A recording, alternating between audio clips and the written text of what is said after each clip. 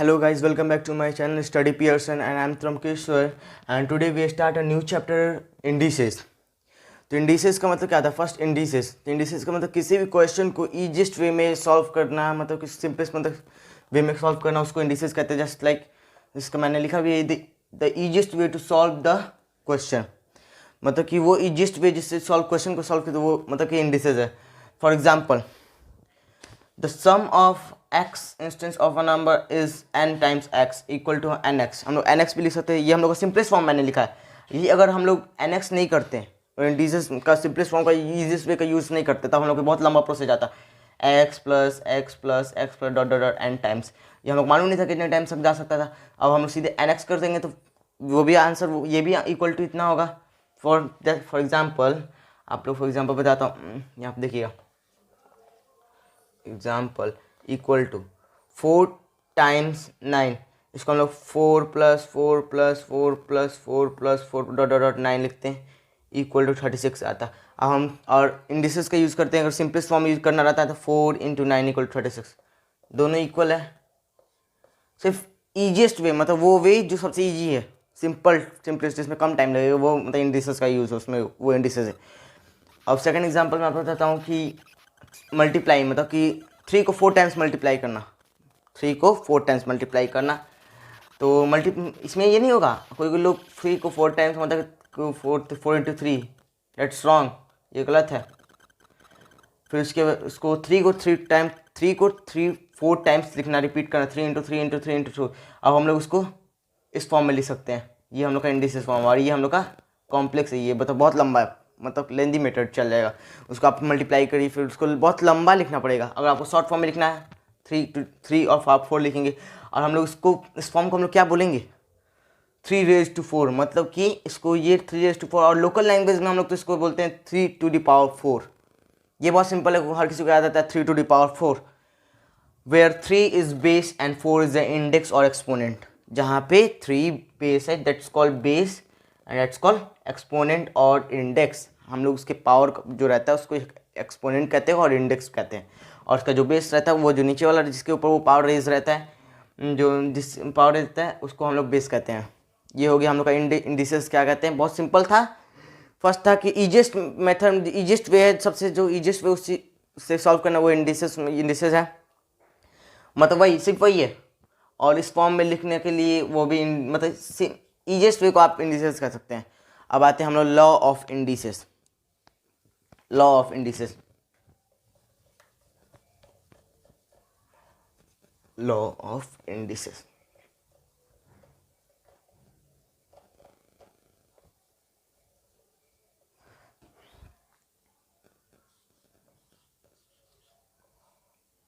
Of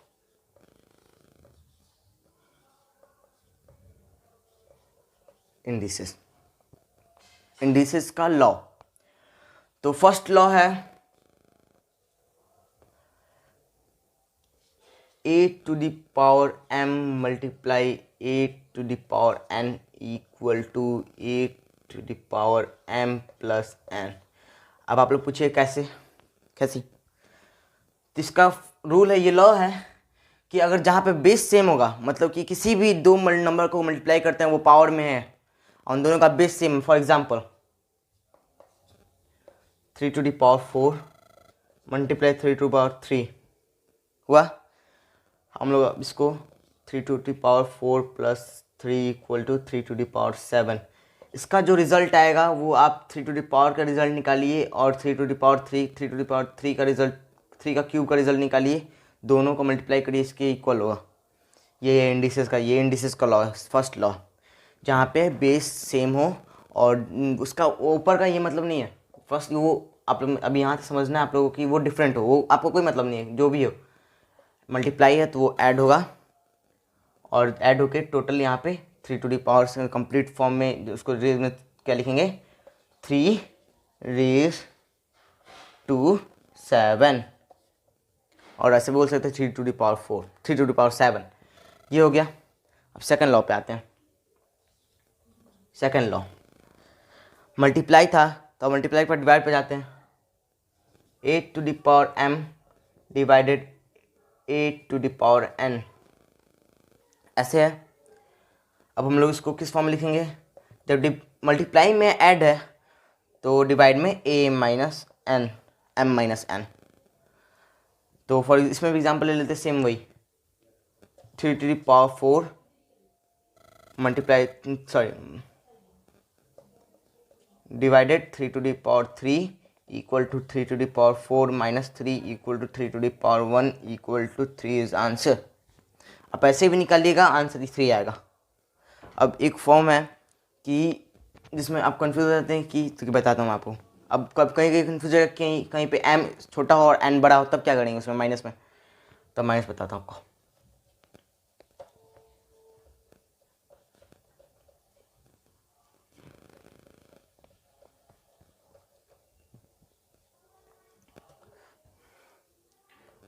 वो है जैसे a⁴m divided a⁴n where n is greater than m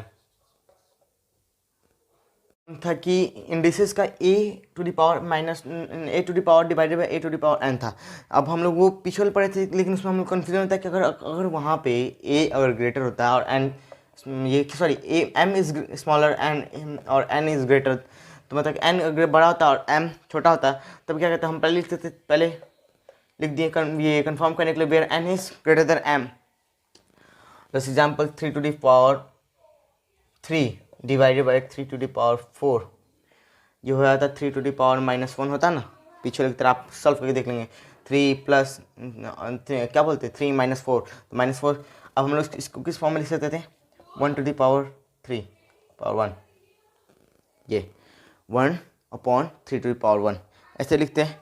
ये हम लोग अगर पावर अगर माइनस में आता है तो हम लोग उसको ब्रैकेट में कर सकते हैं, फ्रैक्शन में ला देते हैं, अगर हम लोग का पावर अगर माइनस में होगा। अगर ऐसे ही यहाँ पे होता है, और यहाँ पे 3 to the power-3 और 3 to the power divided 3 to, यहाँ पे होता है 3 to the power 3 minus 3 to the power 3 equal to 3 to the power 0 equal to 1। अगर किसी भी नंबर का अगर जीरो, ये क्या बोल, पावर एक्सपोनेंट इंडेक्स 0 होता है, पावर 0 होता है, तब वो रिजल्ट आता है 1, वो नंबर 1 हो जाता है। अब हम लोग आते हैं सेकंड लॉ पे। इसमें है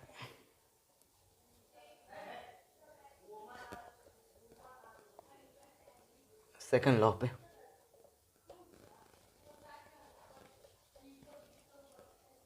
सेकंड लॉ था जैसे a⁴m और a⁴n, इसको हम लोग कैसे लिख सकते हैं, a⁴mn लिख देंगे। For example for example 3 to the power 3 power 4 equal to 3 to the power 3 into 4 equal to 3 to the power 12, ये भी हो सकता है, हो जाएगा। इसका पावर जो आएगा उसका पावर 4, तो इसका सीधे हम लोग रिजल्ट लिखते हैं 3 to the power 12। इसमें क्या प्रोडक्ट ऑफ मतलब पावर का प्रोडक्ट होगा इसमें। सेकंड वाले पे आते हैं हम लोग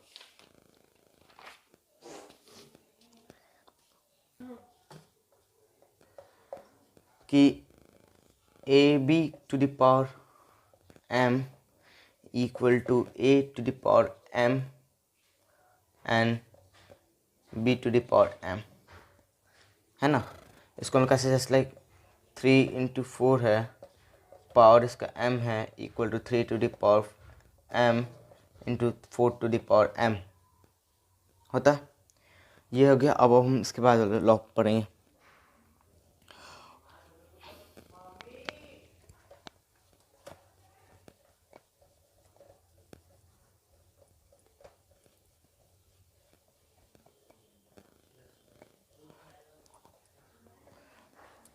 उसके बाद लॉ था जैसे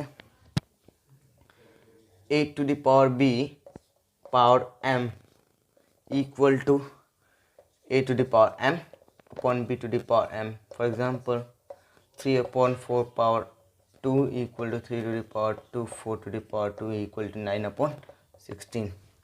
ये हो गया। ये फिफ्थ लॉ था इंडिसेस का। अब ऐसे ही होता है कि जैसे कि हम लोग यहाँ ये पावर हम लोग का पॉजिटिव में, अगर यही पावर अगर नेगेटिव में होता है a/b पावर नेगेटिव में है तो इसके पहले मैंने आप लोगों को बताया था अगर नेगेटिव में होता है तो वो रेसिप्रोकल होता है। वैसे ही अगर सिंगल डिजिट अगर फ्रैक्शन में है तो 1 वो फ्रैक्शन में आता है। अगर ये माइनस में, अगर माइनस को हटाने के लिए तो हम होगा b/a⁴n। फॉर एग्जाम्पल 3⁴ का पावर -2 इक्वल टू 4⁴ का पावर 2 इक्वल टू 16/9। ये हो गया, ये था आपका law of indices. And that's all for today, and I hope that you understand this topic, and thank you for watching my video and subscribe my channel. Thank you.